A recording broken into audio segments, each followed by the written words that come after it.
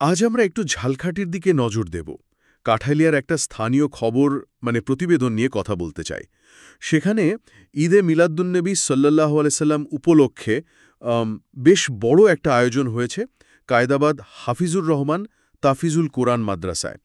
মূল ফোকাসটা ছিল বোধহয় শিক্ষার্থীদের নিয়ে কিছু প্রতিযোগিতা, পুরস্কার এইসব, তাই না? হ্যাঁ, ঠিক তাই। এটা হয়েছে গত ১৮ই সেপ্টেম্বর, বৃহস্পতিবার সকালে। আর আপনি যে বললেন শিক্ষার্থীদের কথা, সেটা তো আছেই। তবে আমার কাছে ইন্টারেস্টিং লেগেছে যে একটা ধর্মীয় উৎসবকে ঘিরে পুরো একটা শিক্ষামূলক আবহ তৈরি করা হয়েছে। শুধু উদযাপন নয়, এর সাথে জ্ঞানচর্চা, শিক্ষার্থীদের প্রতিভা তুলে ধরা, এই চেষ্টাটা বেশ পরিষ্কার। আচ্ছা, কি ধরনের প্রতিযোগিতা ছিল সেখানে? প্রতিবেদনে দেখলাম কয়েকটা নাম আছে। হ্যাঁ, ছিল তো। মূলত ইসলামী সংস্কৃতির সাথে যায় এমন বিষয়গুলোই, যেমন ধরুন শুদ্ধ কোরআন তেলাওয়াত। এটা তো হাফিজি মাদ্রাসার জন্য খুবই স্বাভাবিক, তাই না? হ্যাঁ, তা তো বটেই। এর সাথে ছিল না তো নবীর প্রশংসা করে কবিতা বা গজল, হামদ ছিল আল্লাহর প্রশংসা। আর একটা মজার জিনিস, সুন্দর হাতের লেখার প্রতিযোগিতাও ছিল। এটা কিন্তু সচরাচর সবখানে দেখা যায় না। বেশ ভালো একটা উদ্যোগ। বাহ, দারুণ তো। হাতের লেখাটাও জরুরি। আচ্ছা, আর প্রতিবেদনে বলছিল অংশগ্রহণকারী নাকি অনেক ছিল, প্রায় ৪০০-র বেশি। শিক্ষার্থী, শিক্ষক, আবার গুণীজনরাও। সংখ্যাটা বেশ বড়। ৪ শতাধিক শিক্ষার্থী তো বটেই, সাথে শিক্ষক আর এলাকার গণ্যমান্য ব্যক্তিরাও ছিলেন, যাকে আমরা গুণীজন বলছি। এত মানুষের সমাগম, পরিবেশটা নিশ্চয়ই খুব জমজমাট ছিল। সভাপতিত্ব কে করছিলেন? হ্যাঁ, উৎসবমুখর তো বটেই। সভাপতিত্ব করেছেন মাদ্রাসার যিনি প্রতিষ্ঠাতা এবং পরিচালক মোহাম্মদ নুরুল আমিন আলম সাহিব, উনি নিজেই ছিলেন। আর এই যে গুণীজনদের উপস্থিতি, সমাজের বিশিষ্ট ব্যক্তিরা যারা ছিলেন, উপদেষ্টা মোহাম্মদ রফিকুল ইসলাম সেলিম, মোহাম্মদ ফাইজুল হক সুমন, মাওলানা খাইরুল আমিন ছগির, হাফেজ মোহাম্মদ আব্দুল কাদের, এদের মতো পরিচিত মুখ যখন আসেন, সেটার কিন্তু একটা আলাদা গুরুত্ব আছে। কি রকম, একটু বুঝিয়ে বলবেন?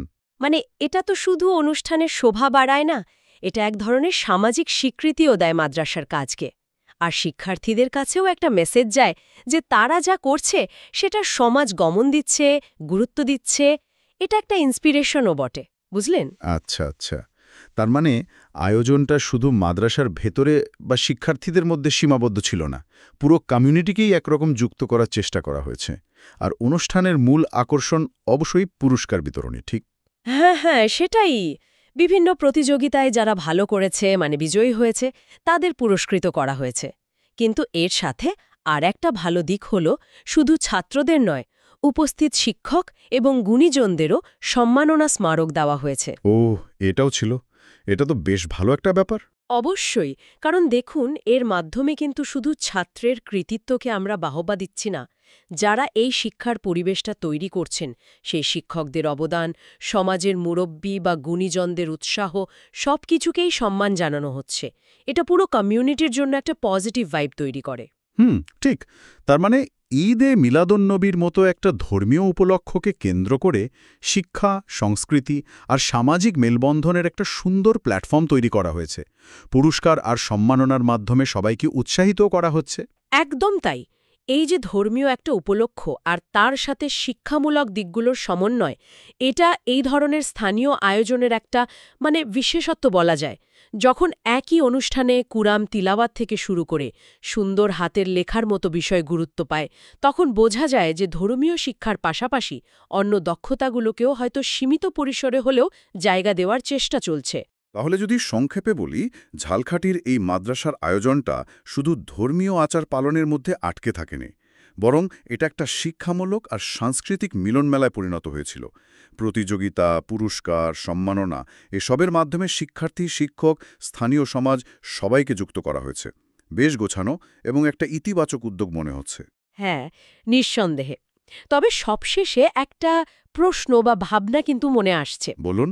এই যে একদম স্থানীয় পর্যায়ে একটা ধর্মীয় উপলক্ষকে কেন্দ্র করে এই ধরনের শিক্ষামূলক আয়োজন হচ্ছে, যেখানে ছাত্র, শিক্ষক, সমাজের গণ্যমান্য ব্যক্তিরা সবাই একসঙ্গে আসছেন, অংশ নিচ্ছেন, এই ছোট ছোট সম্মিলিত উদযাপনগুলো আসলে একটা এলাকার বৃহত্তর সামাজিক আর সাংস্কৃতিক যে কাঠামো, সেটার উপর ঠিক কতটা প্রভাব ফেলে?